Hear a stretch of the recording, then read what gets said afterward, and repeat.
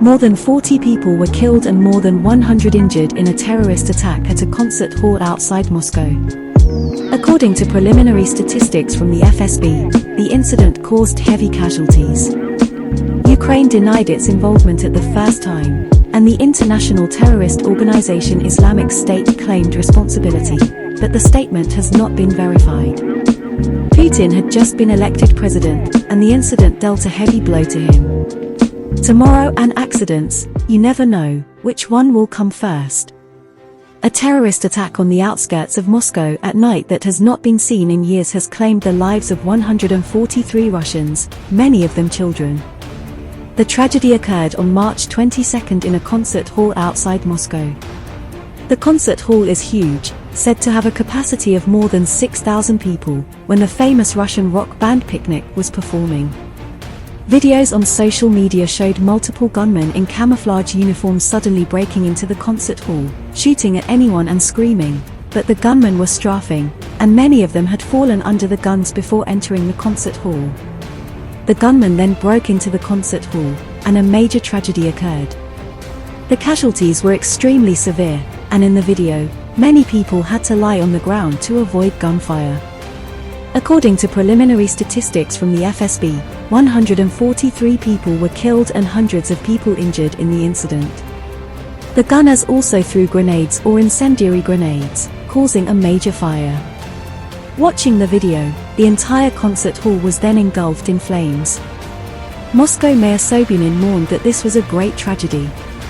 Moscow's airports, railways, and other important facilities, followed by a comprehensive increase in security. This weekend, all large mass events in Moscow were cancelled, theaters and museums were closed. Who did this? Some Russians are targeting Ukraine. After all, the Russia-Ukraine conflict has entered its third year, and the intensity of the conflict has entered a white heat.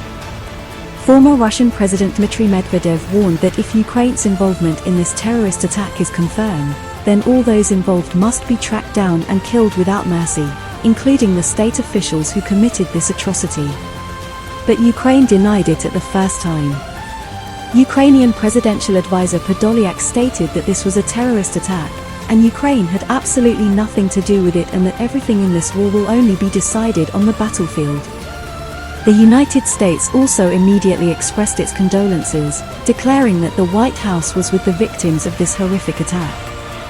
White House National Security Council spokesman John Kirby said that he could not yet talk about all the details, but that the images are terrible and that at this stage there is no indication that Ukraine or Ukrainians have anything to do with it. It was noted that just earlier this month, the U.S. Embassy in Moscow issued a warning calling on U.S. citizens to avoid crowded places due to reports of extremists planning attacks. If not Ukraine, then who did it? According to international media reports, the international terrorist organization Islamic State issued a statement claiming responsibility for the incident. In a statement, ISIS claimed that its operation killed and wounded hundreds of people and caused great damage to the place before they, the gunmen, retreated safely to the base. But I have also seen that the Associated Press and other foreign media have also stated that this statement cannot be verified.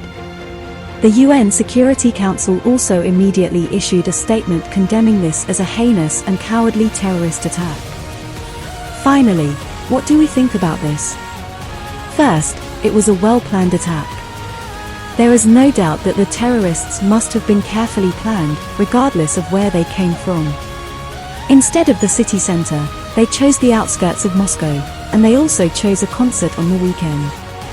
It is to choose the weakest link of Moscow's security, and then launch a deadly attack. Second, there are major gaps in Moscow's security. A war is still going on, and multiple terrorist groups are on the move. Against this backdrop, terrorists can storm the concert hall and then shoot and strafe without panic. There is no doubt that there are serious hidden dangers in such security, and the consequences are extremely tragic. Third, it is a heavy blow to Putin. Let's not forget that Putin had just been re-elected president of Russia, and then there was a major terrorist attack on the outskirts of Moscow. There is no doubt that this is directed at Putin. This is reminiscent of the tragedy of more than 20 years ago. At that time, Putin had just come to power, the Russian army was suppressing the Chechen rebellion with an iron fist, and terrorists frequently launched attacks on Moscow and other cities. In October 2002, more than 800 hostages were taken in a terrorist attack on a theater in Moscow, and 2 days later, Russian special forces stormed the theater and released narcotic gases, killing 129 hostages and 41 Chechen militants. In September 2004, some 30 Chechen militants seized a school in Beslan, southern Russia, and took thousands of hostages. In the ensuing confrontation, more than 330 people were killed, half of them children. It was also the worst terrorist attack in Russia in decades.